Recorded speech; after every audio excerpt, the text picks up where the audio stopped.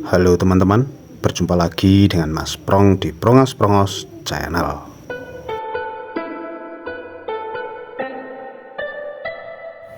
Pada kesempatan kali ini, mari kita menyaksikan sekaligus membahas tipis-tipis permainan catur antara Magnus Carlsen melawan Zhu Wenjun, sama-sama juara dunia ketika itu, juara dunia pria dan juara dunia wanita. Partai ini terjadi pada tahun 2022 pada turnamen Charity Cup. Jadi, pertemuan antara dua Grandmaster seperti ini jarang sekali terjadi, teman-teman. Bahkan komentatornya ketika itu menyebutkan bahwa ini adalah sebuah masterpiece. Memangnya seperti apa sih langkahnya, polanya, serta kalkulasinya, sehingga dikatakan sebagai mahakarya. Oke, sebelum kita ke partainya, sebaiknya kita kenalan dulu kepada pemainnya. Magnus Carlsen tentu semua tahu. Sedangkan Zhu Wenjun adalah seorang Grandmaster berkebangsaan Cina atau Tiongkok. Ia lahir pada 31 Januari tahun 1991 di kota Shanghai. Ia merupakan Grandmaster wanita yang kelima dengan elo rating lebih dari 2600. Bahkan ia juga menjuarai kejuaraan catur dunia 3 kali berturut-turut sejak 2018, setidaknya hingga permainan ini berlangsung. Oke teman-teman, langsung saja ke permainannya. Magnus Carlsen putih, Zhu Wenjun hitam. Pion putih E4 dibalas pion hitam E5. Kuda putih ke F3, lalu dijawab oleh hitam kudanya ke C6. Magnus melanjutkan dengan Ruy Lopez, lalu hitam pion A6. Tentu gajah pergi, kali ini ia ke A4, lalu hitam kudanya ke F6. Putih rokade pendek dilanjutkan, gajah gelap hitam memposisikan dirinya di diagonal raja. Putih pion C3 memberi jalan kabur buat gajah terangnya, dibalas hitam pion B5.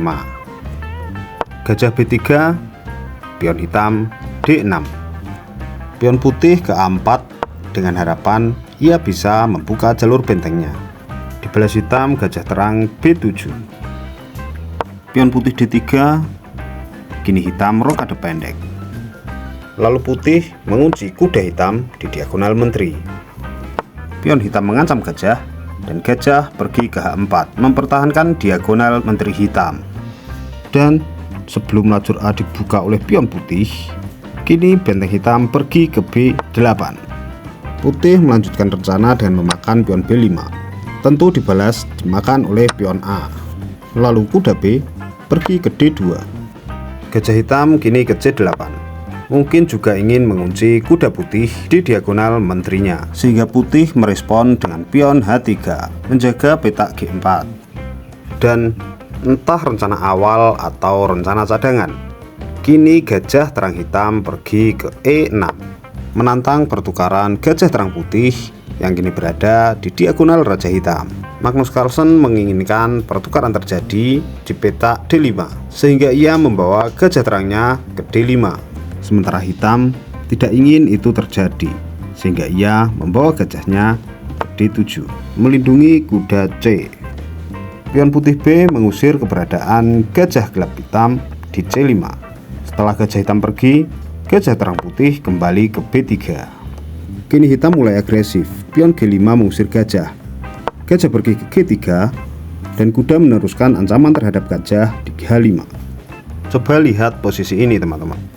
Gajah gelap putih terancam oleh kuda hitam dan tidak ada dukungan terhadapnya, karena satu-satunya yang mendukung yaitu pion F2 sedang dipin oleh gajah gelap hitam. Lalu coba tebak apa yang dilakukan oleh Magnus Carlsen. Ya, kuda putih ke E5. Ia tidak melindungi gajahnya, namun justru ia malah mengorbankan perwira yang lainnya. Sungguh-sungguh di luar dugaan. Namun kini kuda hitam terancam oleh menteri putih, sehingga kuda hitam memilih memukul gajah gelap putihnya dan mengancam benteng. Lalu Carlsen memukul gajah di D7, Menteri Hitam pun membalas memukul kuda. Setelah terjadi penukaran tersebut, kini Magnus Carlsen kalah poin 3, 1 perwira. Benteng putih terancam, ia pergi ke E1. Di belas hitam, pion D5 menantang pertukaran sekaligus menutup diagonal gajah. Melihat ada kesempatan membuka lajur E yang kini dikuasai oleh benteng putih, tentu Magnus Carlsen langsung menerima penawaran. Lalu hitam kuda ke E7, mengancam pion D dan melindungi peta F5 untuk perlindungan kuda satunya. Karena ternyata kuda hitam di G3 tidak ada jalan keluar lagi. Mungkin itulah alasan Magnus Carlsen mengapa tadi mengorbankan perwiranya. Lalu sekarang, bagaimana langkah Magnus Carlsen untuk mendapatkan kudanya kembali? Dan inilah jawaban Magnus Carlsen.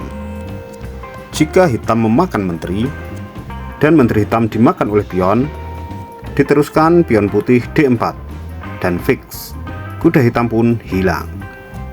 Oleh sebab itu, maka hitam membawa kuda pergi terlebih dahulu. Lalu benteng putih memukul kuda E, benteng putih dipukul menteri, dan menteri putih memakan kuda hitam. Satu menteri, satu gajah, sama. Sepasang benteng melawan benteng dengan kuda. Secara perwira sama jumlah, tetapi secara kualitas hitam lebih diunggulkan. Oleh sebab itu, maka raja ke G7 dengan ide membawa menterinya ke F6, mengajak pertukaran.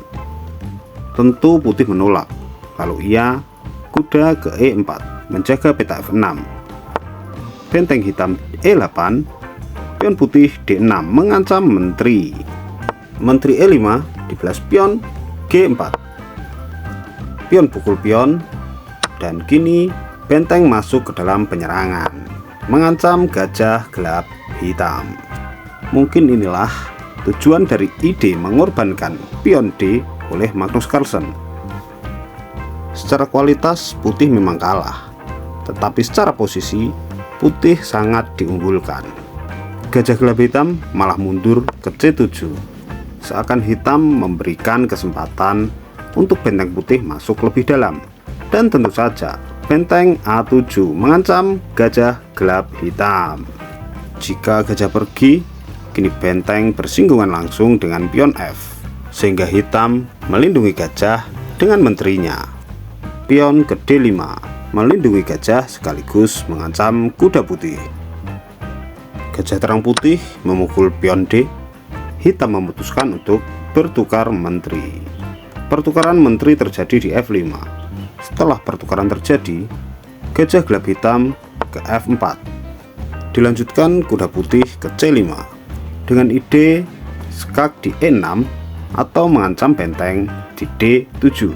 Sebelum semua itu terjadi, benteng hitam melakukan skak di E1. Raja ke G2, lalu hitam raja ke G8 menghindar dari ancaman skak oleh kuda. Kuda pun ke D7 mengancam benteng, dan inilah blunder dari hitam. Semestinya hitam bisa membawa pergi benteng F-nya. Namun karena sudah seperti ini, maka jelas ini adalah langkah kemenangan oleh putih. Semua sudah pasti tahu langkah apa yang harus dimainkan oleh putih. Ya, kuda F6, skak, raja ke G7, lalu dilanjutkan skak lagi oleh kuda di H5.